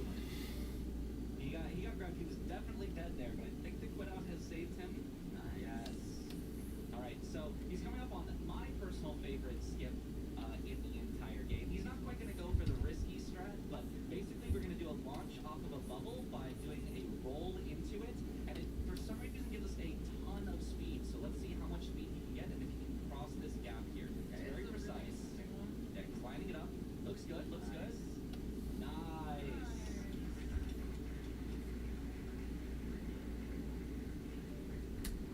Yeah, he's doing a little safety quit out here because the enemies right after this are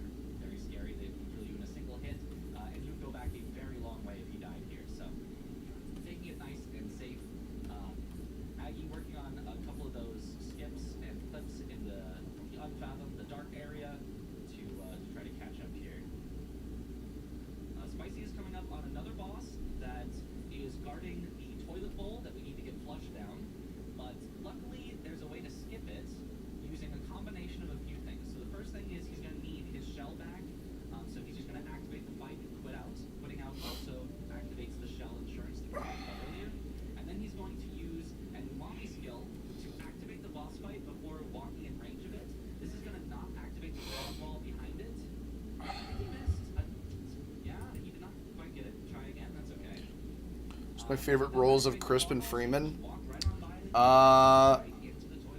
Ooh, that's a good question. Let's go look at some Crispin Freeman roles. Can I share a quick update? Sure, absolutely. We are less than 20 I like away from 1.5. Red Arrow from Young Justice. That's a big favorite for sure. Let's see. All of you, like this $250 donation from Kiosk who said Balmung from Dot Hack is a big one for me. Straight Cougar from Escriad. His name is Straight Cougar. Yes, you did hear that correctly. I liked Sieghart from Rave Master. It's going way back. And Zeta from Makai Kingdom. I'm a badass overlord. He's funny. That we have to kill, and once you kill all of them, the main boss is going to come down. It has not a whole lot of health, and hopefully we can kill it very quickly. And we want to make sure that the final attack that we do on it is a charged attack. This is going to activate a particular glitch for the final boss after this. So Spicy's going to try to do as many charged attacks as he can. As getting those blocks. One more should do it. There it is. And now the second phase. There is a second phase where normally you just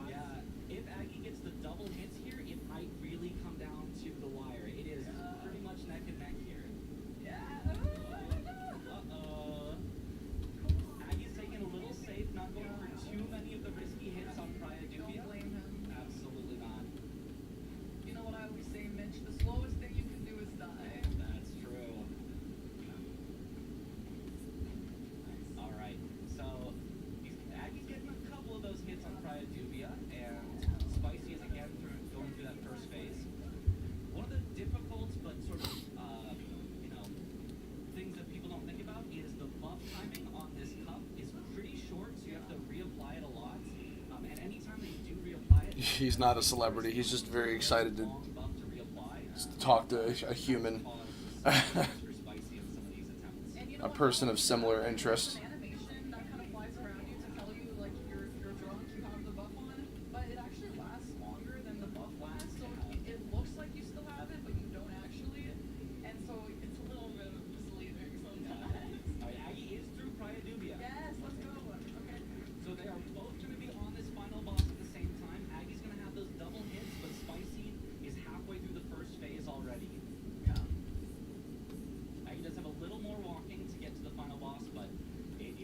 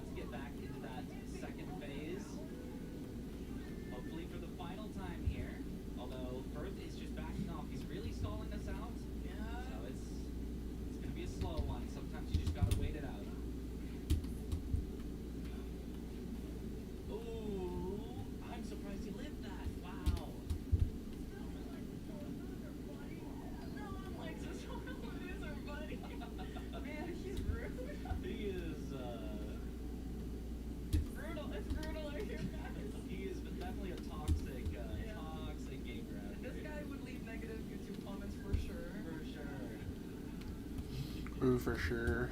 Ooh, for cute. Yeah, so, if not there, yeah. It's brutal, it's brutal. Yeah, some of these attacks come out very quickly. The reaction time is very tough, especially because the parry in this game actually happens on release.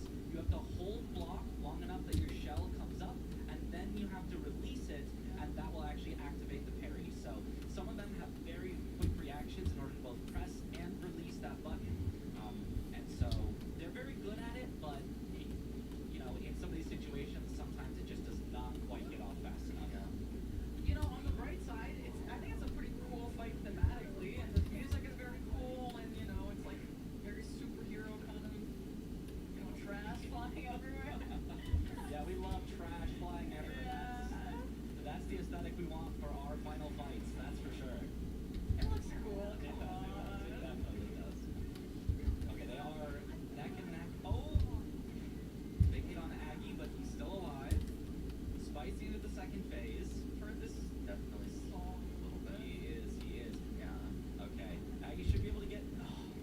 I should not... Crazy. That's a commentator curse. That one's on me. That one's not Aggie's fault. That one's on me. Yeah, so you guys can see, obviously, like, doing it on the first attempt is just, like, infinitely better, so it really does suck.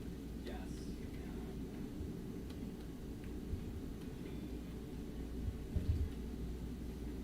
Okay, Spicy's got first, second phase down to about half now. Ooh, that was a scary one. Luckily it missed. Spicy's still going for those big blocks to get those double damage on the next hit, but he is out of heals, so he cannot go for it anymore. He has to just fight normally. Okay, down to a quarter. Very close. Yes. He's got the Oh my gosh, that's a scary one. Okay, he just needs probably about 2 or 3 more hits here. Nice. Yes, good luck. Maybe one more hit, No! No! Spicy, you don't have to throw for content anymore, man. Just trying to give him a first chance. No, that's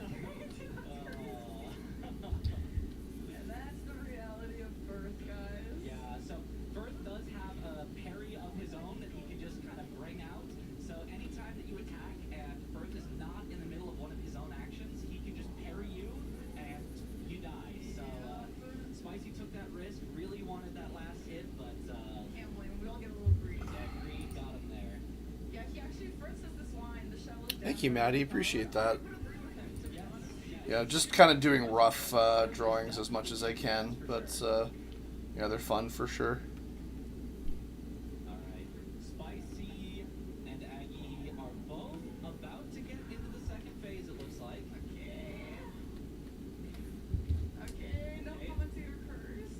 Not this time. I'm just gonna let him get here. Okay, Spicy in phase 2 as well. It might come down to RNG here.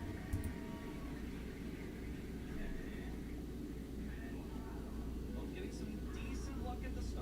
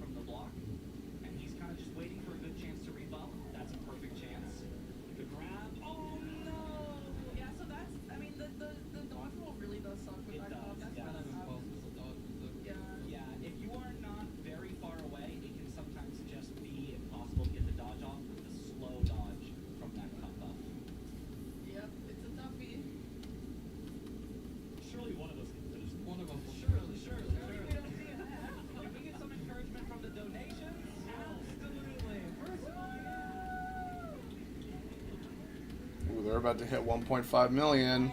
I think, an important reminder to our racers here. $10 from Unhero. You have a choice, viewers. You can stay clam or get chowder. I also have a $25 donation here from the operator who says, here is a $25 crustacean for a good clause. Thank you so much. I also have $25 here from Alien Crustacean, very fitting, saying, no need to go fishing for donations. I am very happy to shell out to help get a quick grill on another awesome incentive. Aggie has made it back into the second phase and has done some very good damage so far. Excellent charge attacks. Down to about half.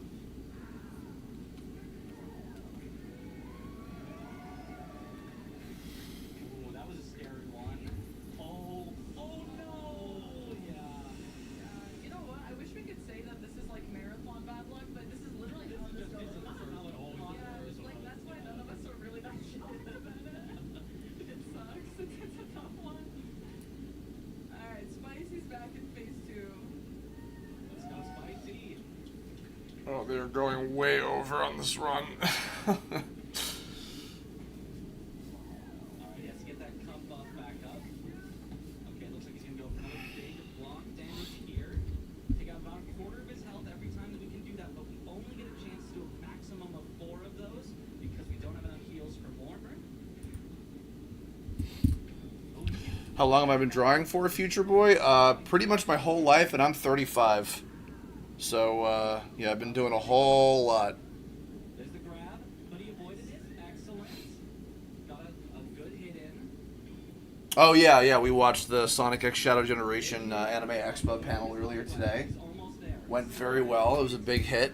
A lot of fun. Xeno rocked it.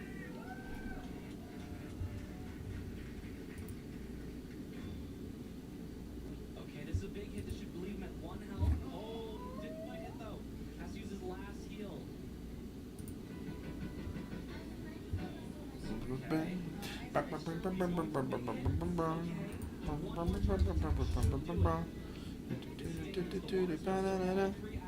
Chasing around. The charge attack here might do it.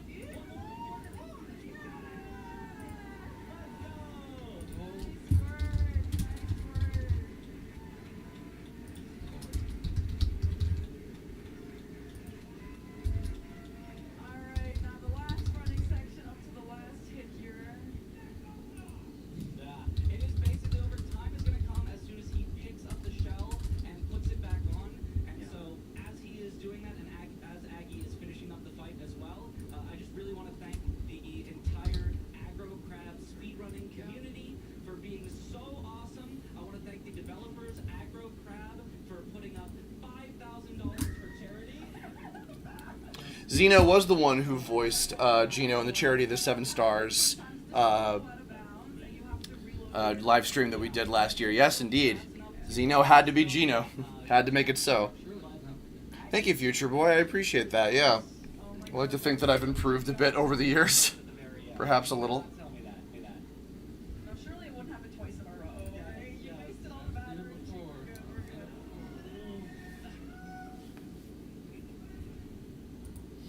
Okay. About 2. And do one more frame, and then I'll call it for today. And the stream here. You got that. Yeah.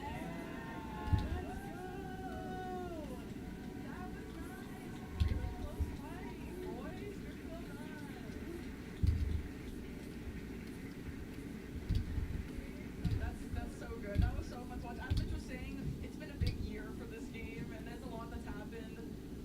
Shout out to Quack, of course, big speedrunner as well in this game. It's been so great. It's so fun.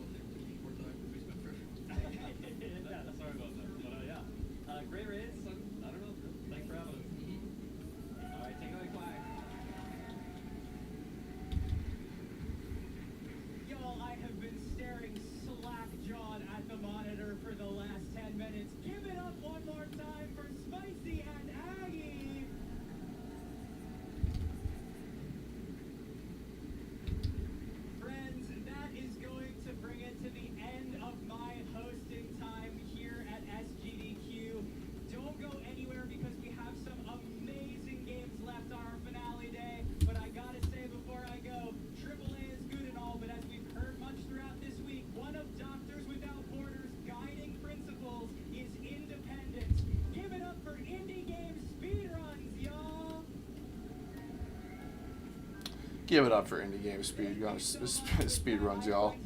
No one can speed run my game because it's too goddamn long, but that's okay. With 4 sandwiches to choose from, everyone can build their own munchie meal. Or they can just get mine. Or they can get exactly what they want. They can just get mine. Or they could just get yours. Build your own munchie meal. Alrighty, folks. He's for us as a cutie pie is going to be so traumatized, Annie. Oh, you have no idea, my friends. No idea. Oh, mamma mia. Alright, well, I'm going to make this this frame the last one. And we'll call it for today. But thanks for coming by, folks. Appreciate it. It was fun watching this panel. I haven't done like a live react thing in a while, and I thought this was important enough to do a stream about, since I've been missing out on some of the directs and that sort of thing.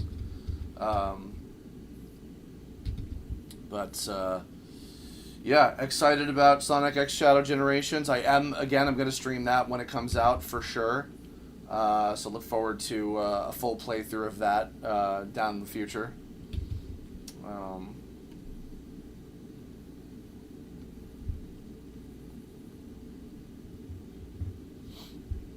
And we got, how many frames? 13 frames done in a couple hours. Not too bad. Sweet. Alright, everybody. I'm gonna go cook some mac and cheese. I'm gonna get the hell out of here. So,